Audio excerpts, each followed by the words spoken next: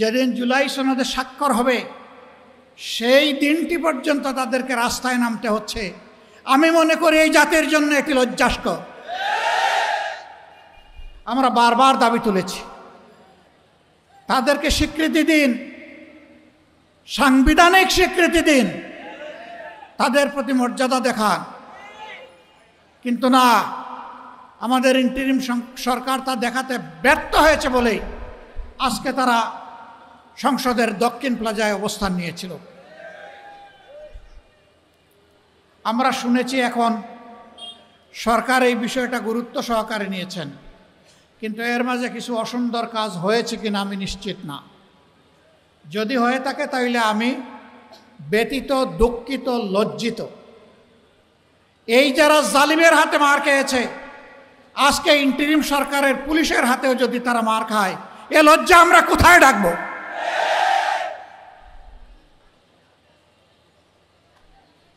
আমরা সরকারকে বলবো, দয়া করে নিজেদের দায়িত্বের প্রতি আপনারা সুবিচার করুন। আমরা আর তাদেরকে রাস্তায় দেখতে চাই না। আরো অনেকে দাবি দাওয়া নিয়ে নেমেছেন। অনেকের দাবি দাওয়ার জুলাই যোদ্ধাদের দাবি দেওয়া এক না। এটাকে ভিন্ন মর্যাদার চোখে অবশ্যই দেখতে হবে।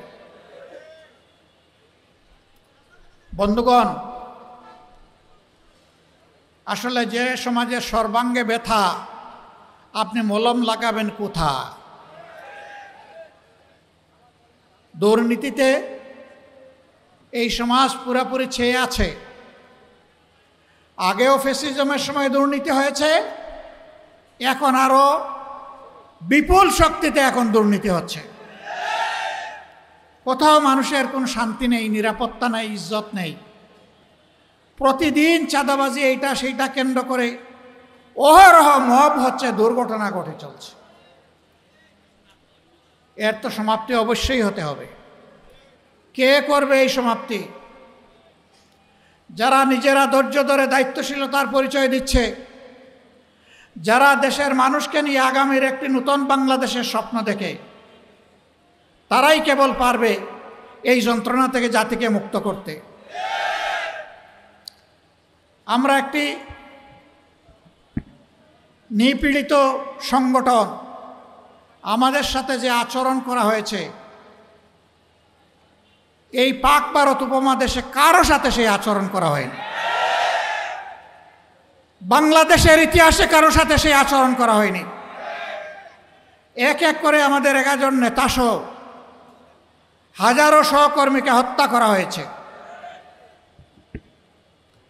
এর পাশাপাশি হাজার হাজার সহকর্মীকে পঙ্গ করা হয়েছে, চাকরি ছাড়া করা হয়েছে, বাড়ি ছাড়া করা হয়েছে, বাড়িঘর বুলডোজার দিয়ে ভেঙে দেওয়া হয়েছে, সবগুলো অফিস বন্ধ করে রাখা হয়েছে, আমাদের প্রতীক কেড়ে নেওয়া হয়েছে। আমাদের সংগঠনকে দিশেহারা সরকার শেষ পর্যন্ত নিষিদ্ধ ঘোষণা করেছে। বলেন, এটা আর কারো প্রতি করেছে? কোনো কালে করেছে? কারো প্রতি এটা হয়নি। কিন্তু যখন 5 আগস্ট বিপ্লব হয়ে গেল, আমরা সিদ্ধান্ত নিলাম এই মজলুম সংগঠনকে এই সবার আগে এগিয়ে আসতে হবে, এই সমাজের পক্ষে মানুষের কল্যাণের জন্য, শান্তি শৃঙ্খলা ফিরিয়ে আনার জন্য। আমরা ঘোষণা দিলাম, আমরা ব্যক্তিগত পর্যায়ে কারো উপর থেকে কোনো ধরনের প্রতিশোধ নেব না। তবে ক্ষতিগ্রস্ত পরিবার এবং ব্যক্তি, তাদের ন্যায় বিচার পাওয়ার অধিকার আছে। তারা যদি আদালতের আশ্রয় নেয়, আমরা তাদেরকে সর্বাত্মক সহযোগিতা করব। আফসোস, আমাদের মিডিয়ার সকলে নয়, 2-1 জন মগজ বিগড়ে গেল। তারা আমার কথাটাকে উল্টায় ফেললেন। তারা বললেন যে জামায়াতের আমির আওয়ামী লীগকে ক্ষমা করে দিয়েছেন। আওয়ামী লীগ শব্দটাও আমি মুখে আনিনি। আমি তখন ওই মিডিয়াকে জিজ্ঞেস করলাম যে আপনার কানে কি তালা ছিল আর চোখে কি আপনি স্টিলের চশমা পরেছিলেন? কেন আপনি আপনার কথা আমার উপর চাপাই দিলেন? আপনি তো এই নিউজটা করেছেন পারভার্টেড নিউজ, ন্যায়ভ্রষ্ট নিউজ। আপনি সাদাকে সাদা বলেন নাই, কালোকে কালো বলেন নাই, আপনি সাদাকে কালো বানিয়েছেন। সম্মানিত ভাইয়েরা, আমাদের অবস্থান ওখানেই আছে, আমরা বদলাইনি। আমরা বলেছিলাম আমাদের সহকর্মীদেরকে চতুর্দিকে সতর্ক দৃষ্টি রাখুন, কেউ যাতে সমাজকে অস্থির করতে না পারে। আমরা বলেছিলাম চলে যান, ইসলাম, হিন্দু ধর্ম, বৌদ্ধ ধর্ম, খ্রিস্ট ধর্ম সকলের উপাসনালয়, মসজিদ সহ সবগুলাতে পাহারা বসান। আমাদের সহকর্মীরা একটানা 15 দিন মেঘে ভিজে রোদে শুকিয়ে সেই দায়িত্ব 24 ঘন্টা পালন করেছে। 15 দিন পরে সবার সাথে আলাপ আলোচনার প্রেক্ষিতে আমরা আমাদের কর্মীদেরকে ঘরে ফিরিয়ে এনেছি। আমরা আমাদের সহকর্মীদেরকে বলেছিলাম সাবধান, আমরা জানি 15 বছর অনেক ক্ষতিগ্রস্ত হয়েছেন আর্থিকভাবে, দৈহিকভাবে, মান ইজ্জতের দিক থেকে, কিন্তু অবৈধ হাত কারো দিকে বাড়ানো যাবে না, কোনো চাঁদাবাজি চলবে না, আমরা কোনো চাঁদাবাজ দেখতে চাই না। আমরা অফিসে যারা দায়িত্ব পালন করছেন তারা এই নতুন বাংলাদেশে ঘুষ খাবেন এটাও আমরা দেখতে চাই না। হ্যাঁ, আমরা চেষ্টা করেছি আমাদের সহকর্মীদেরকে নিয়ন্ত্রণ করতে।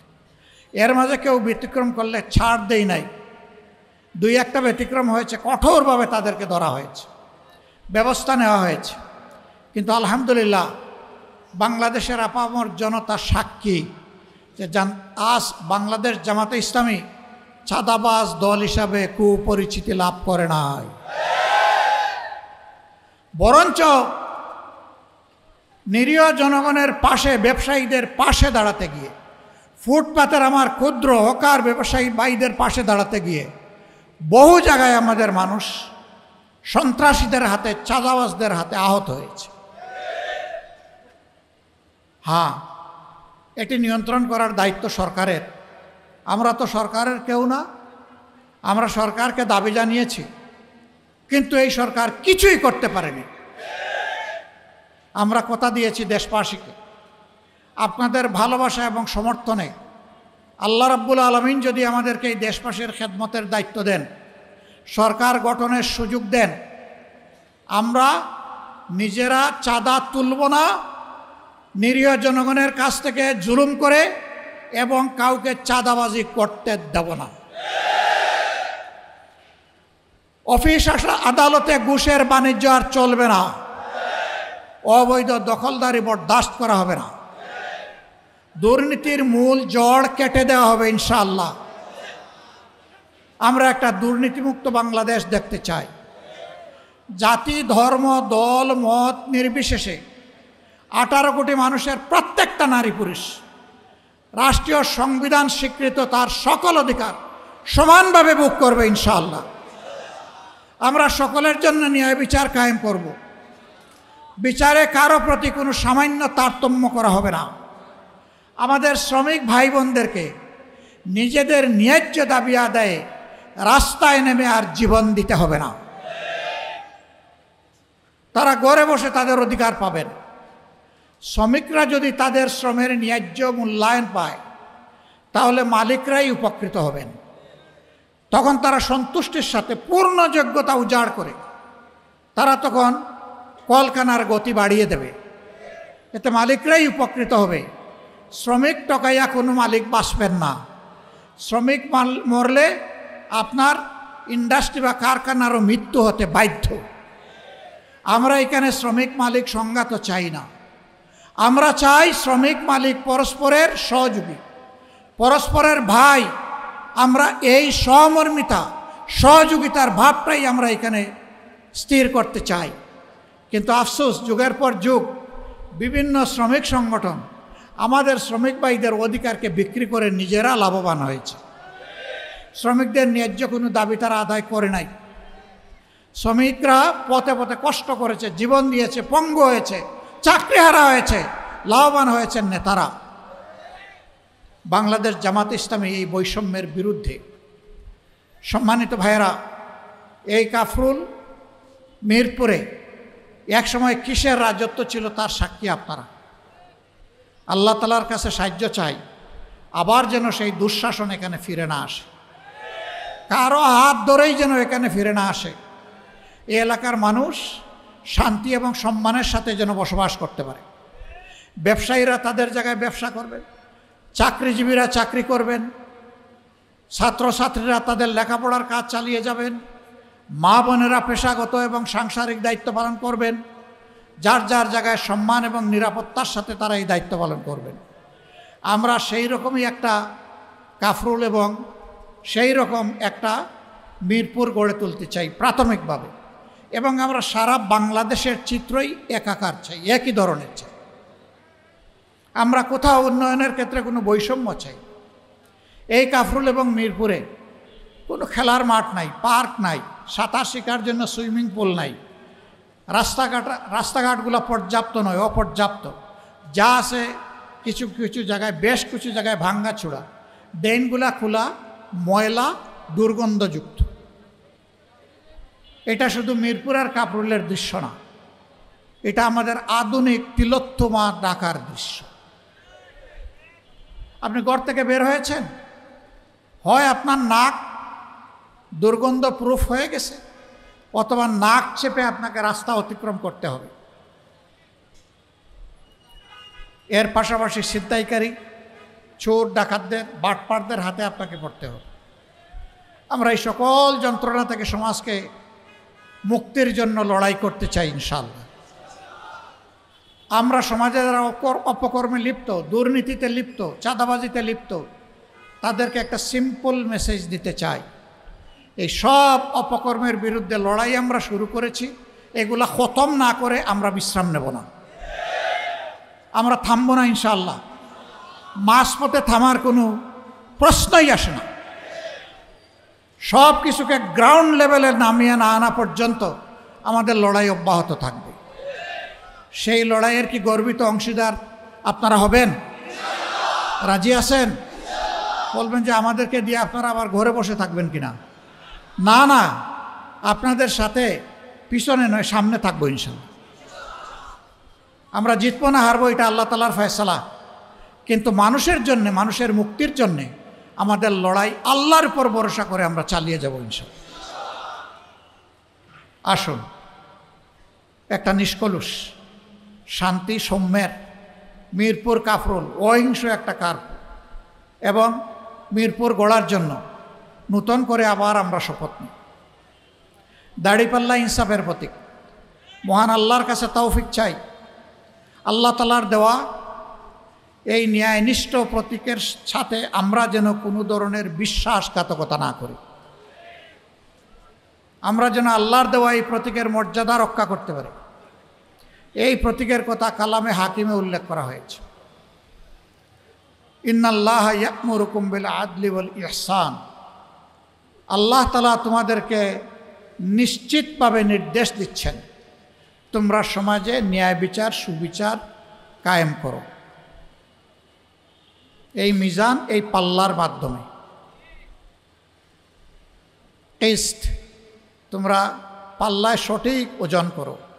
এই ওজনের মানে শুধু মাল ওজন করা, মালের ওজন এবং মানুষের অধিকারের ওজন, সব কিছু এই পাল্লায় হবে ইনশাআল্লাহ।